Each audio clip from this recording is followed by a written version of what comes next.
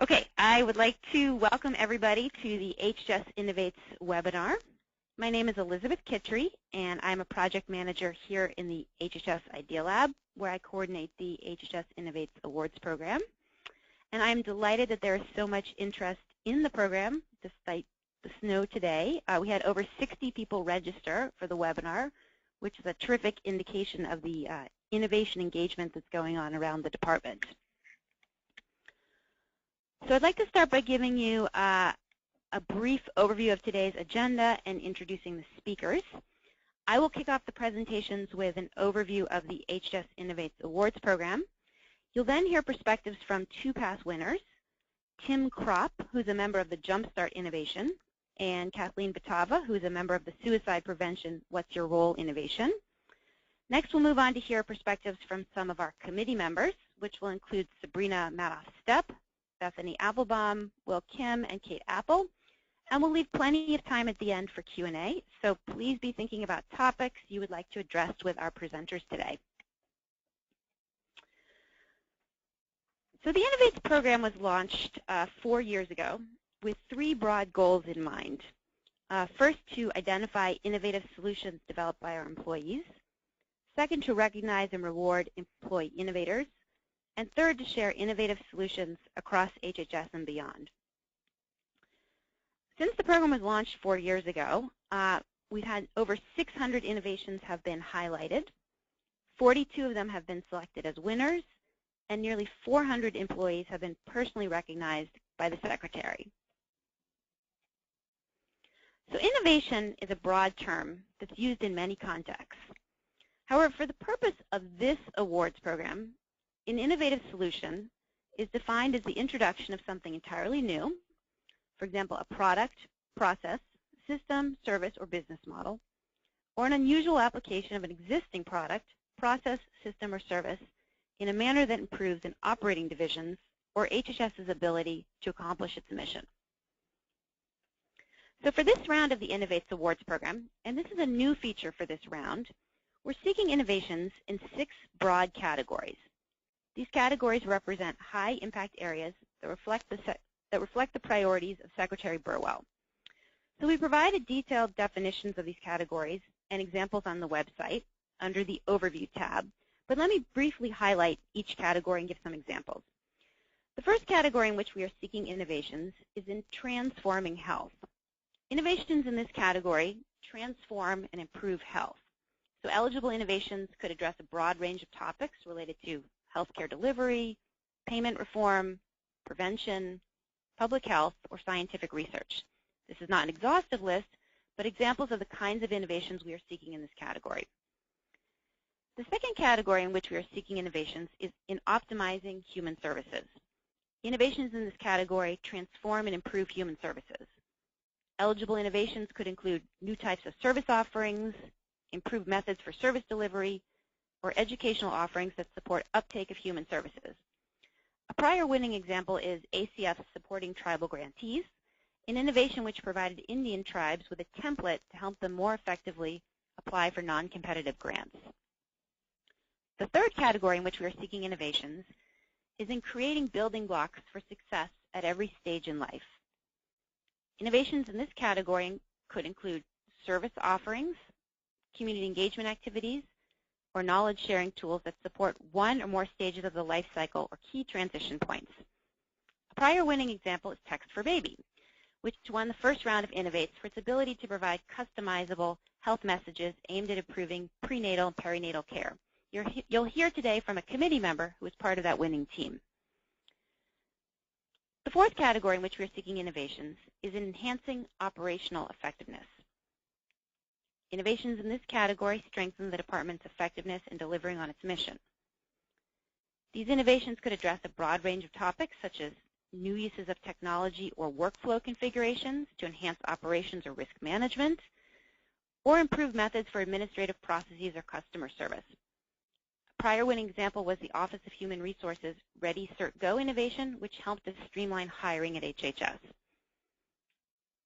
The fifth category in which we are seeking innovations is the biggest bang for our buck category. Innovations in this category provide significant savings or return on investment for HHS resources expended. A good example of this is CDC's Zombie Apocalypse campaign, which cost CDC an estimated $87 to develop, but the witty blog garnered over $3.5 million worth of press coverage when it went viral. The sixth category in which we are seeking innovations are for out-of-the-box solutions. This category addresses disruptive technologies, whether they represent new ideas or adaptations from existing fields. A good example of this is the From Outer Space to the Eye Clinic, which took a technology developed by NASA and applied it to the detection of eye disease in humans.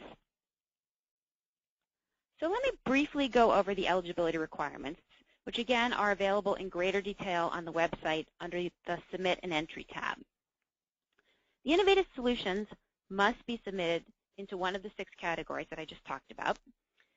Innovative solutions must have occurred within the last 30 months, so that would be between August 2012 and February 2015. Priority in this awards program is given to innovations with the potential for scalability at HHS or to our stakeholders. In terms of the innovation teams, the teams must include at least one HHS employee or a member of the Commission Core, and that person must be the person who submits the award entry. The teams can include up to 7 key contributors and up to 10 supporting contributors. Many of the teams do include non-HHS employees. And in terms of the submission, a signature feature of this awards program is that any employee can submit an entry. We encourage self-nominations. Employees can also nominate a colleague to submit an entry. And resubmissions from prior rounds are allowed if they demonstrate something new, and by new we mean some new significant achievement with the innovation or a new way in which the information is presented to the admissions committee. So let me give you a brief overview of how the awards program works. There are 5 key phases to the awards program. The first phase is the nomination phase, and that's the phase we're in now. Employees have from January 8th to February 27th to submit their own innovative solutions or nominate a colleague to apply.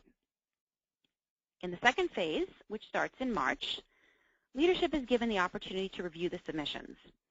Agency leadership cannot edit the submissions, but they do have the right to pull anything that they don't want in the running. In the third phase of the awards program, the committee will review and score the innovations and interview the finalist teams. The highest scoring nomination in each category will go on to be a finalist. A new feature for this round is, in addition to selecting category winners, we will also give special recognition to meritorious innovations. In the fourth phase of the awards program, we put forward the category finalists for voting. The entire community of 90,000 employees at HHS will be asked to review these innovations and to select their favorite. This is a great way to give innovations and the innovators behind them more visibility across the organization. This is also an important way through which promising innovations are scaled at HHS. During this time, the Secretary will also review the innovations and select her favorites. The fifth and final phase of the awards program is the recognition ceremony. This will occur at some point in the summer in alignment with leadership schedules. The key contributors will be invited to headquarters to share their innovations and be recognized by leadership.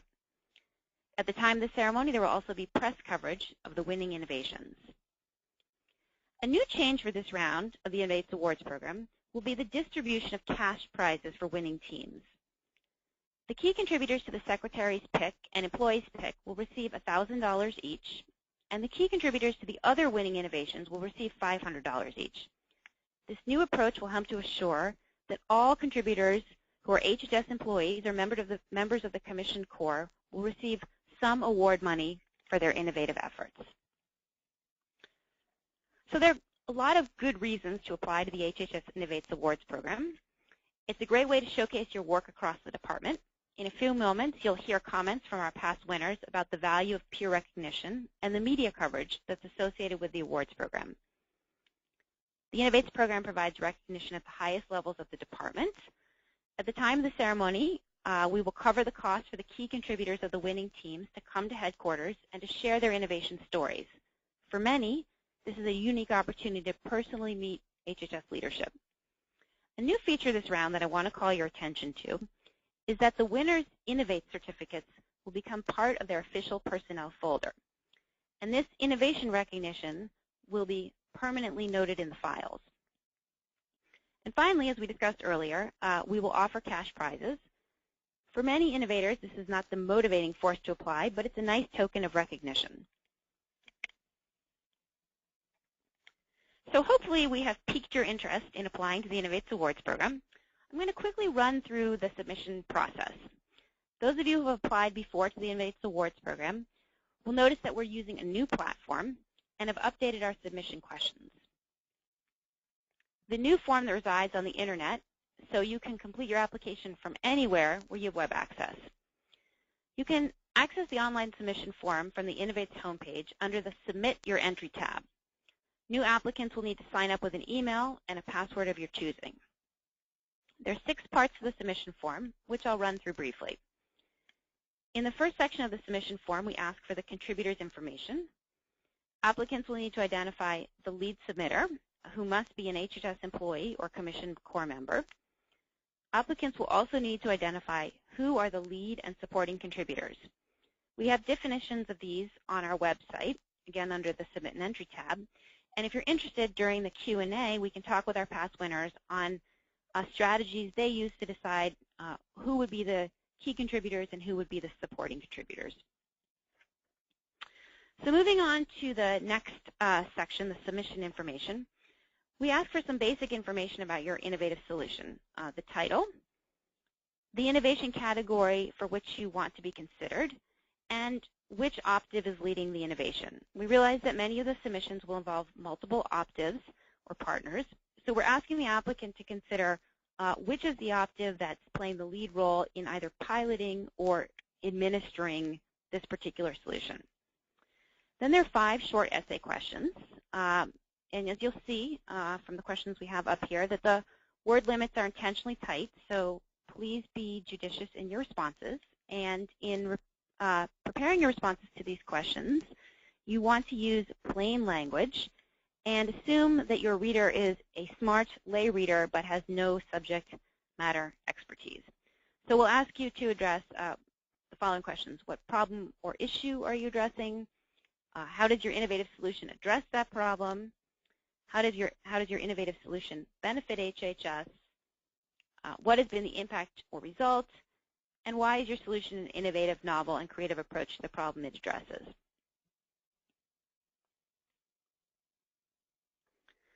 So as part of the application, we will also ask for milestones during the 30-month eligibility period.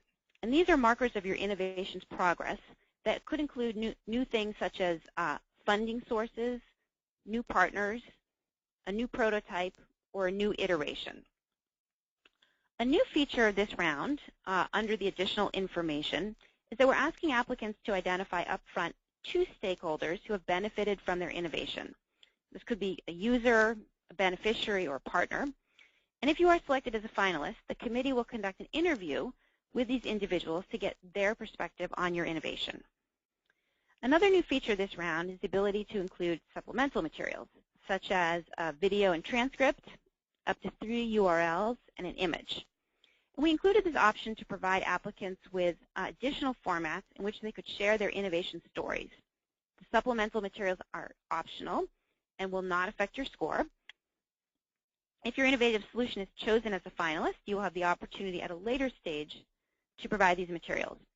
And then the final step of the submission process, and this is similar to prior rounds, is for the lead applicant to certify that all of the contributors listed on the application are fairly and accurately represented, and that they have approved the submission. The submitter must also certify that he or she has received supervisory agreement to submit the entry. So in putting your application together, you will also want to consider the evaluation criteria. There are 4 criteria, all equally weighted, on which entries will be scored by the committee. And these are the significance to the HHS optive mission or operational efficiency, novelty of the innovation, impact or return on investment, and finally, potential for scalability and transferability across HHS.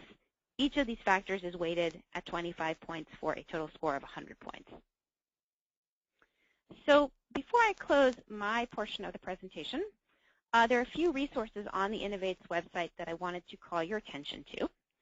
If you're looking for help with your submission, there are a number of useful options. You can locate an HHS Innovates committee representative from your operating or staff division who is familiar with the awards program and can answer your specific questions. We have a list of contacts on the More Information and Resources tab. You can also contact an Innovates mentor. These are past winners who can provide peer advice on what they did successfully to win the Innovates Award, and some of them are presenting today. You can also schedule a 30-minute block with the Idea Lab staff to discuss your solution. You can view the write-ups from the past 42 winning innovations on the projects gallery. And finally, you can review the FAQs. There's a lot of good detail there. So with that, I'm now going to turn it over to some of our past winners so they can tell you their innovation stories and a little bit about why the innovation contest has benefited them and give you some tips and strategies for how to get the most out of the awards program. So I'm now going to turn it over to Tim Kropp, who is from FDA and was a member of the JumpStart Innovation. So Tim, if you can get on the phone with us. Thanks, Elizabeth. Can you hear me? Yes, I can hear you. Excellent.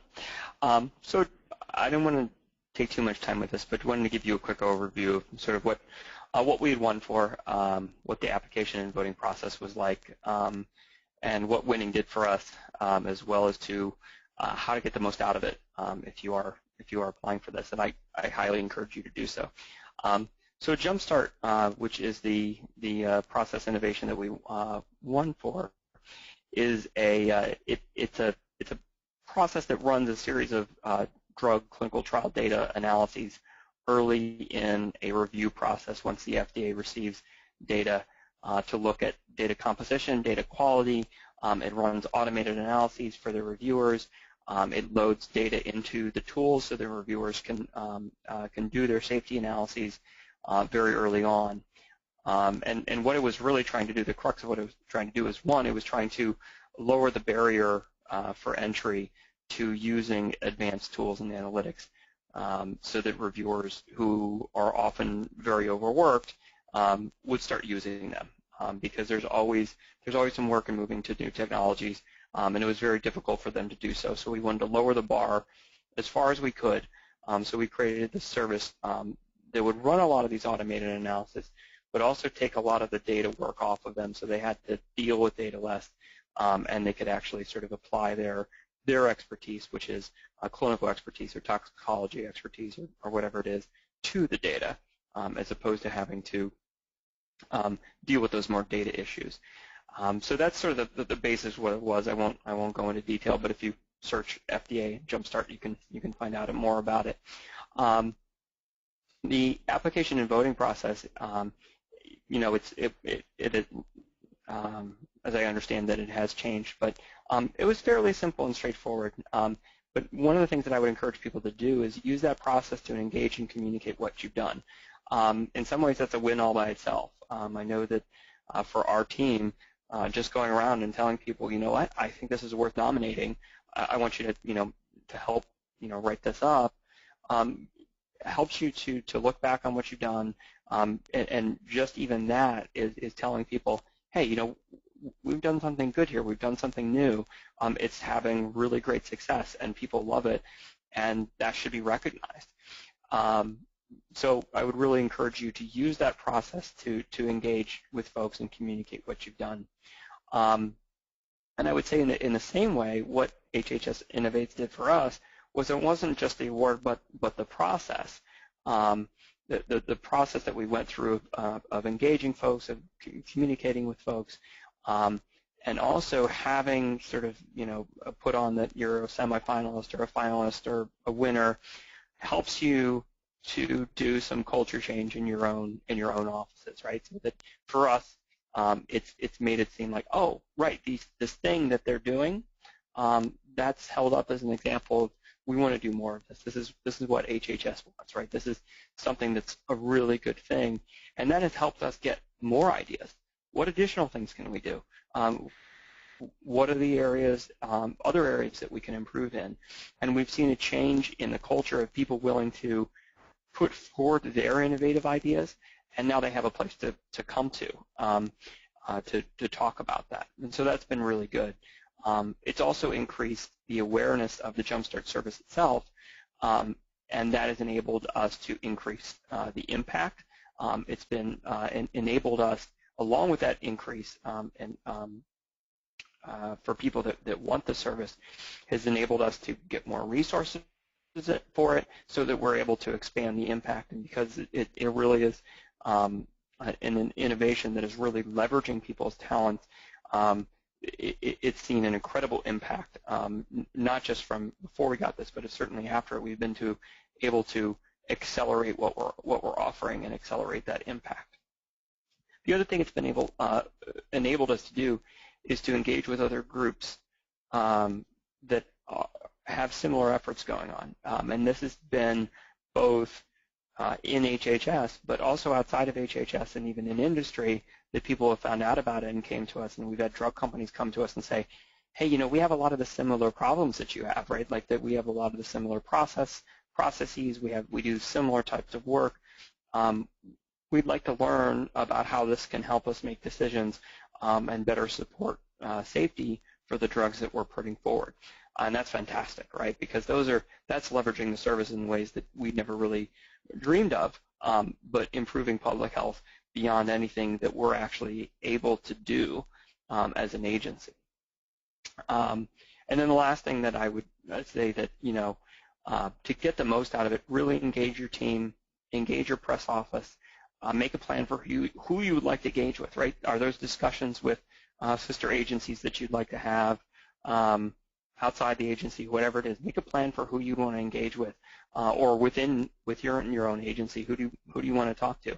And if you're a semifinalist or a finalist, whatever it is, make that achievement work for you, and sort of the make hay while the sun shines, right? There's a wonderful opportunities by going through the process, by just by being nominated, but also going through those different steps if you're chosen as a semifinalist or a finalist, to use that to communicate to others, to help with that culture change, to help with that awareness of what you're trying to do, and to increase the impact. Because at the end of the day, that's really what you want to do. You want to make this a success, and this program can really help you with that.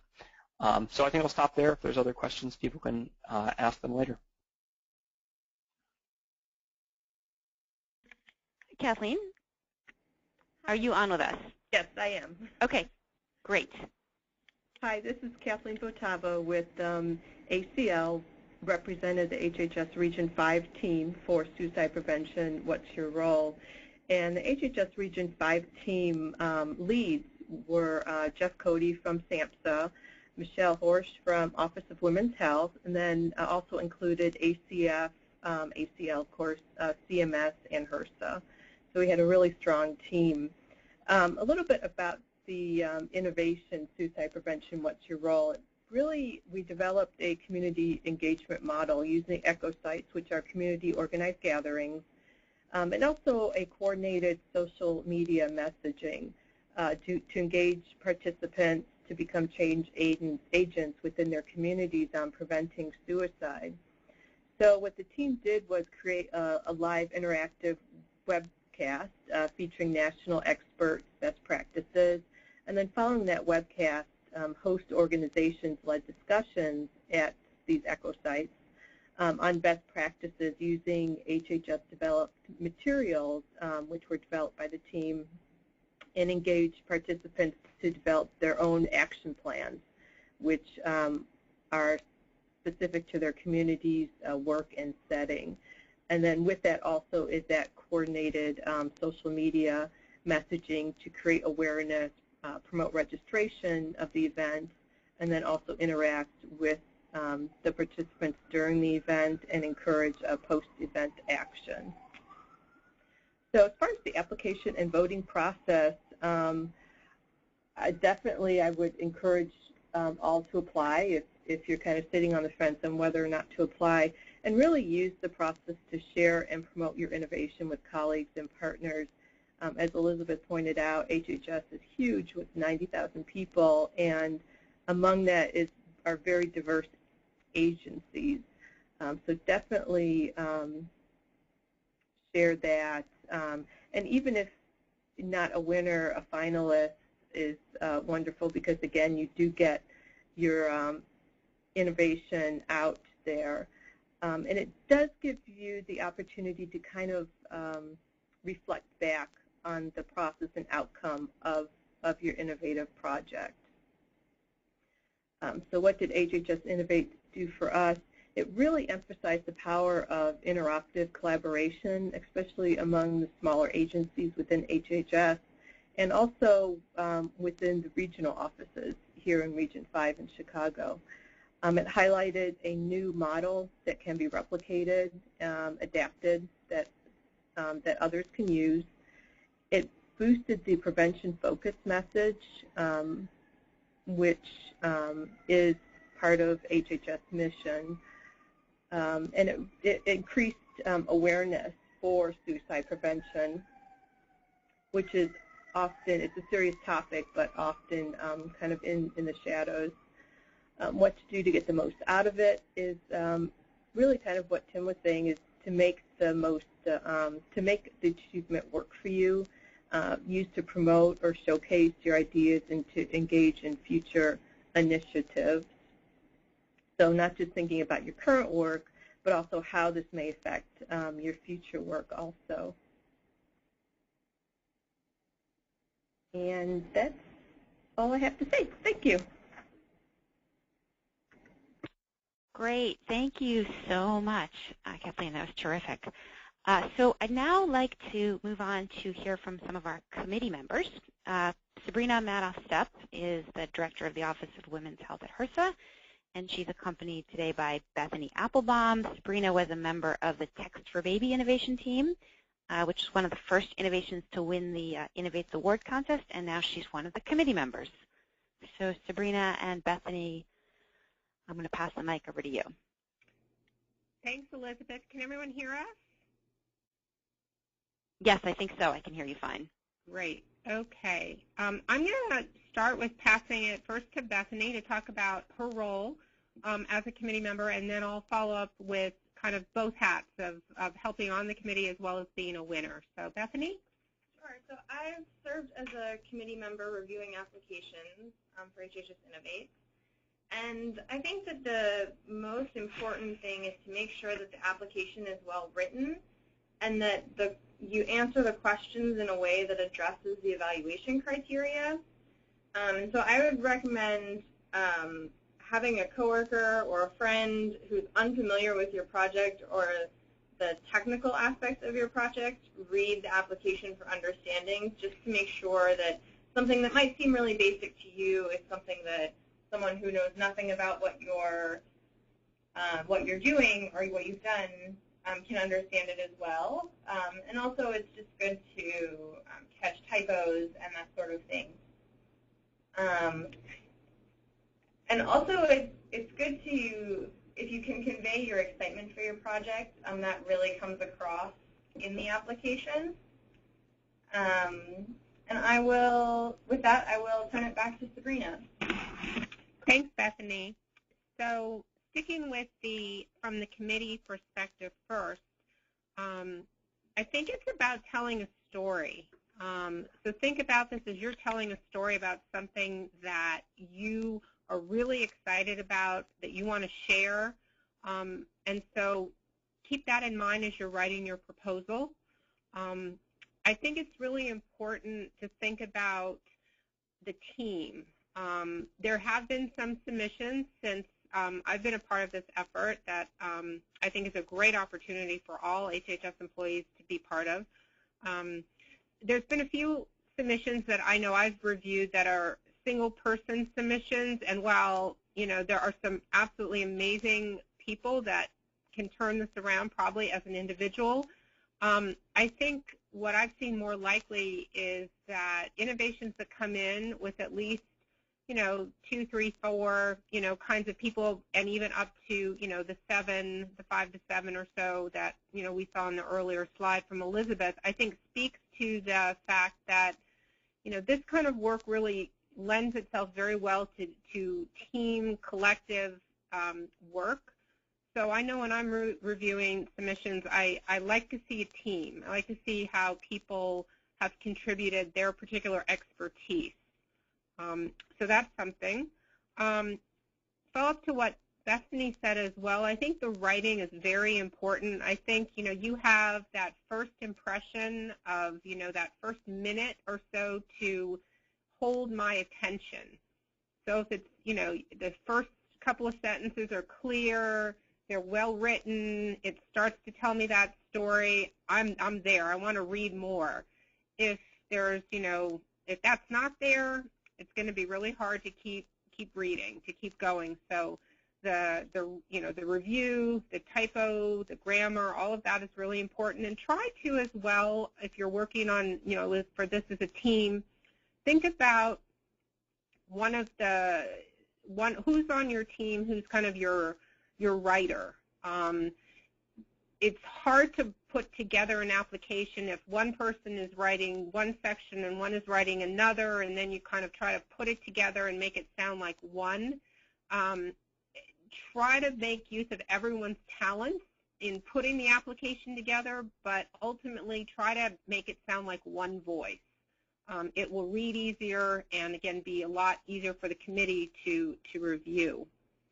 One last thing I'll say about the committee perspective is definitely it does take a little time. So, plan ahead, when you're writing your applications and make it concise, coherent, and easy for the review committee to hear what you're saying and get excited about. Just a few comments about sort of flipping hats, about what it's like to be a winner. And again, this is a collective win. I certainly don't take all the credit. So my team was part of the very, very first round. So you could say we were kind of the early guinea pigs for this program, and it's grown and it's strengthened and it's gotten so much better over time. So kudos to Elizabeth for her leadership on this. You'd be glad to know that I know when my team submitted this, we had to write a lot more. The word limits are much, much shorter now, which is good for those of you who are thinking about submitting. But what it did for us was, I think, like my colleague said, it gave us some real visibility, some real credibility about something we were doing that our administrator, touted, that our colleagues were interested in learning about. We also began to get known kind of as, they're the people that do innovation in the agency, kind of just as a natural. People started to ask us questions that didn't necessarily relate to just HHS Innovates, but was just like, oh, they know how to do innovation. So kind of had that aspect. Bethany and I have recently mentored a team here at HRSA that took a deeper look at innovation across HRSA, and I think part of why we were asked to be part of that mentoring team was because we had this history. So you start to get known for this kind of aspect of your work, and it's a great way to stay connected and be part of the larger department goals. Text for Baby, for those of you who may not know, hopefully many of you do, but if you don't, it's a mobile health communication strategy, essentially. It's a health education tool where women who are pregnant or new moms can receive free text messages during the course of their pregnancy and for up to the first year of their child's life. And messages are all evidence-based and vetted, and it's great from that perspective. And the messages are free, and there was a lot that went into developing the program, a lot of partnerships, but it's continued. It's had a lot of successes, a lot of challenges, but a lot of successes.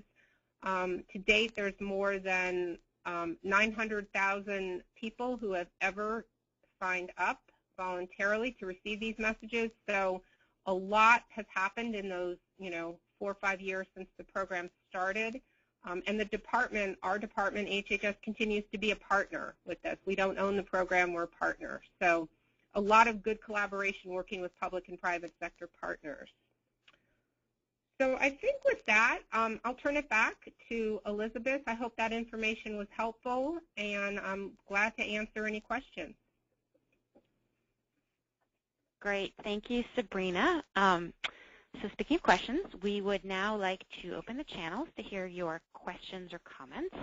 Please send questions or comments via the chat function, and you can select the Send Question to Staff option, and we will answer questions. I already have 4 or 5 in the queue, so why don't I go ahead and start to answer some of these. So the first question that we received is, are you able to submit the same nomination to multiple categories? And the answer is no. You submit your entry once, and we ask that you select the category that you think best addresses the impact of your innovation. We realize that there is overlap. Healthcare innovation could also be a money saver, so you really have to decide based on the category where you think the greatest impact is. When the committee reviews the nominations, if we feel that a nomination is better suited to another category, we may move it during the review process, but we rely on you, the applicant, to give us your best guess, and as part of the essay questions, we do ask you to address, in the question about why is your solution innovative and creative, we ask you to address why you selected the particular category. So moving on to the next question, has the semifinalist category been eliminated?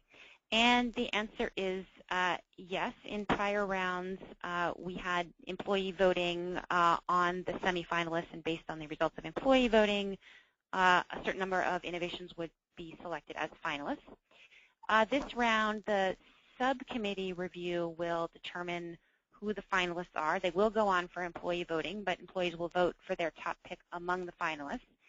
However, this round, we are including a new type of recognition for meritorious innovations. So a certain number of innovations that are reviewed by the subcommittee that are not deemed as category winners, but that we still feel deserve recognition, will receive a written letter from Deputy Secretary Core that will go to both the innovative employees as well as the agency head. And this is really a new mechanism to increase the recognition that we can offer to employee innovators.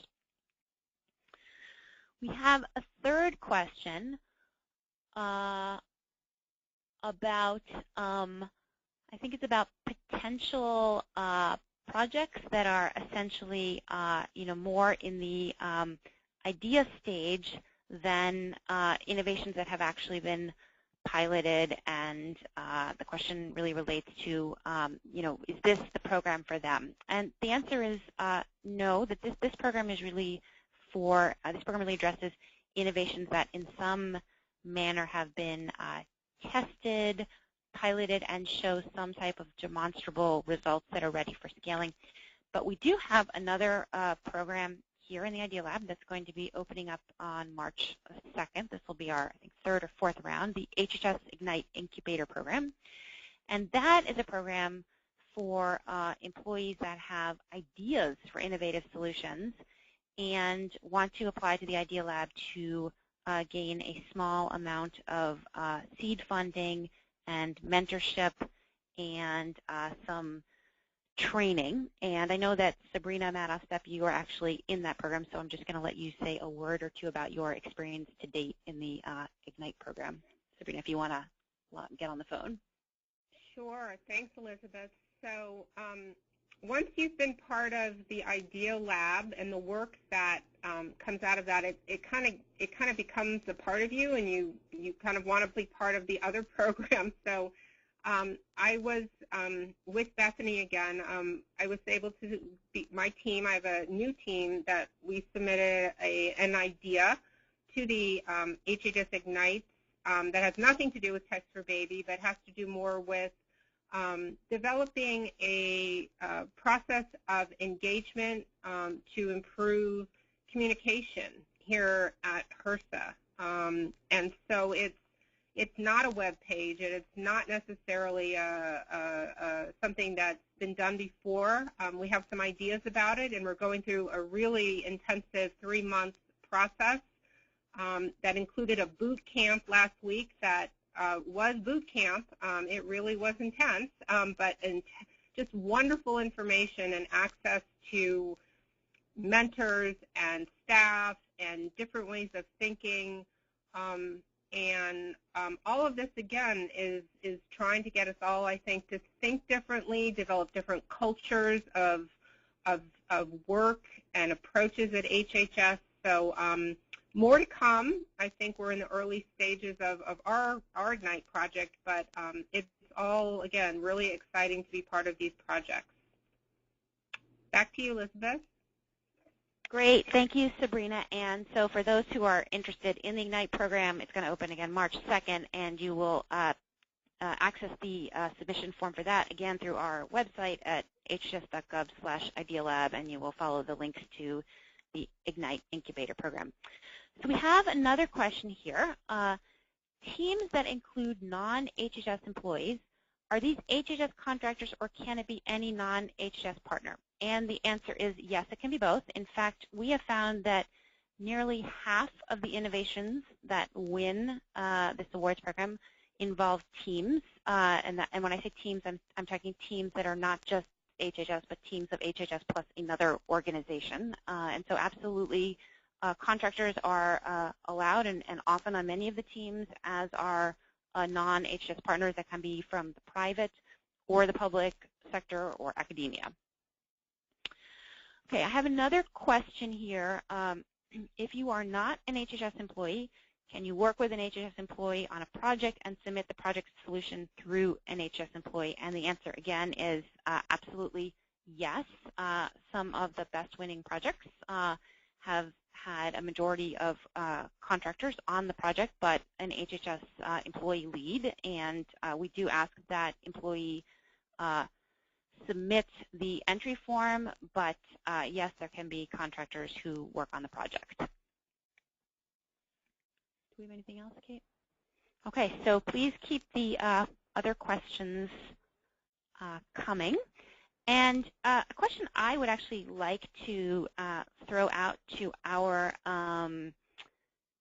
prior winners is about the lead contributor versus the supporting contributor. And I'd like to ask each of you, any thoughts or strategies you used on how you decided which employees would be listed as lead contributors versus the supporting contributors. And again, the lead contributors are the ones who have had a really sort of substantive, impactful contribution for whom, without whom the innovation would not have happened, whereas the supporting contributors often play a role, but it wasn't a major role. And so I'd like any thoughts or perspectives from those of you that had larger teams and multiple persons as part of the team. So Sabrina, Bethany, Kathleen, or Tim, I'd love to hear your thoughts. Hi, this is Kathleen. So this is Tim. The way that we did it was I can't remember what it's called, but the critical members or whatever that was the people who did sort of the critical ideation of it. So the people that were really behind the initial ideas and putting it together and sort of figuring out what it would look like. And then the other people that were supporting were people that had significant contributions during the pilot to make it better, to improve it, to make it happen, and sort of contribute to the innovative aspect of it. There's others that were just purely sort of doing normal sort of work, but the way we did it was critical was the people that really did the sort of the idea work behind it. Others who supported that by improving it or making it better during its pilot phase were on that next year. So that's how we did it. Hi, this is Kathleen, and we had a pretty small group, the HHS Region 5 team. So the lead contributors were those who were the team leads, such as SAMHSA and Office of Women's Health. And then also, so it was pretty easy to kind of figure out the lead contributor versus the supporting contributor just by the impact that they had on the innovation. Great. Thank you, Kathleen.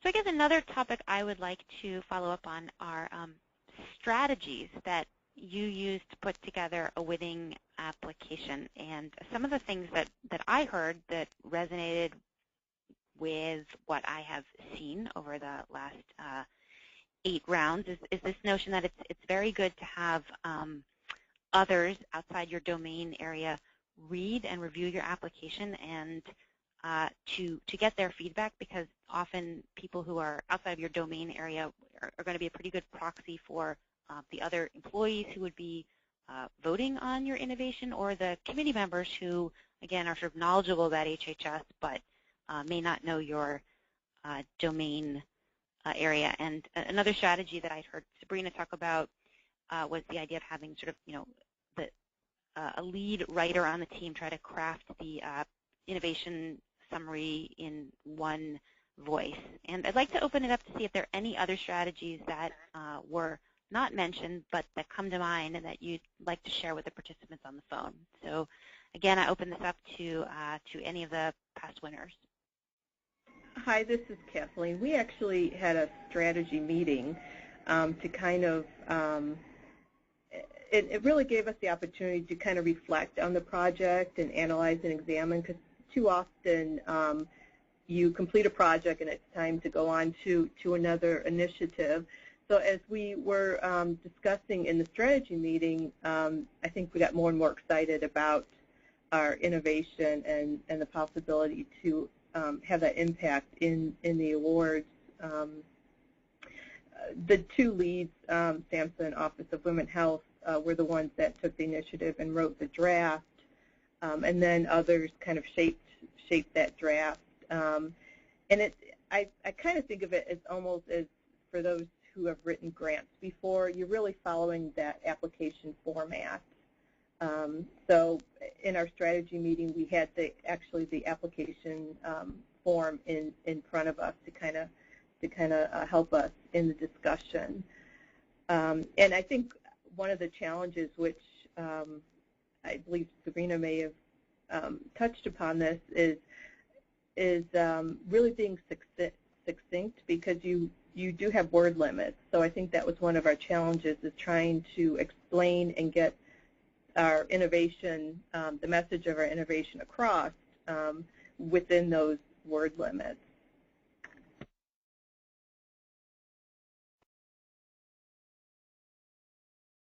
Great. Thank you, Kathleen.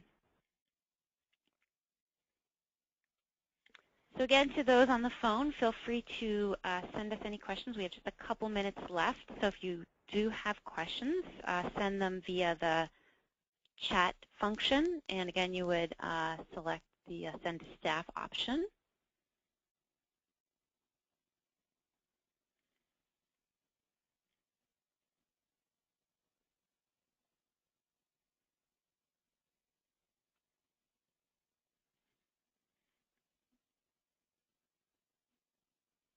So the other thing I would like to encourage is, and again I have this on one of the slides, was feel free to reach out to the Idea Lab staff, the past winners, or your HHS Innovates committee rep. These are all terrific sources of information. These are people who could potentially review your application, and again, these are just people that you can bounce ideas off of. I often find just simply a conversation where you're trying to pitch the idea to somebody can help to refine your thinking and really help you figure out, if you only have 6 sentences to describe something, what are going to be your most powerful 6 sentences? So we got a very good question here. Which are the most or least popular categories for applications? And that is an excellent question. I do not know the answer, as these are new categories for this round. So your guess will be as good as mine. As I said before, if we do feel that innovations are better suited to another category, they can be moved by the committee members. But I'm hoping that we will get entries in all of these categories. They're quite cross-cutting, and I certainly can tell you from past rounds we have had innovations in every one of them. So I simply don't know. but I look forward to finding out, and that will be excellent data for the next round.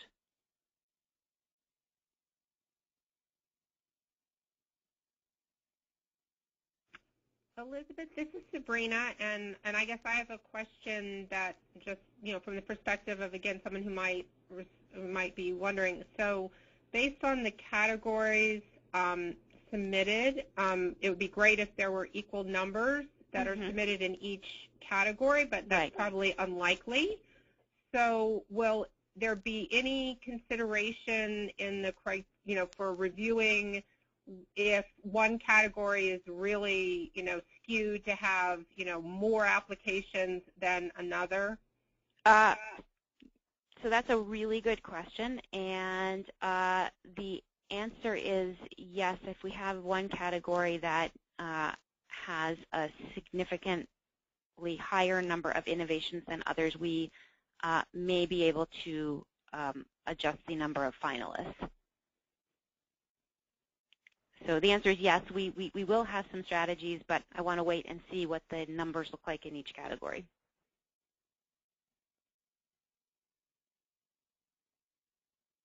But again, one of the reasons that we have the categories is we really do want to encourage innovations in some of the areas that to date we have seen activity but not as much activity. So in the past we have not seen as many innovations from human services, from the operational efficiency areas, and we would love to see more of these, as well as also the cost effectiveness category, the biggest bang for our buck.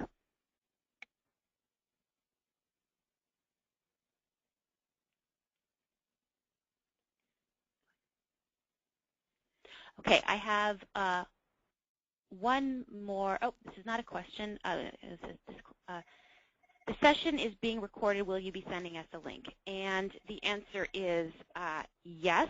We can send out the link to the webinar participants. We will also make the slides available on the HHS Innovates homepage.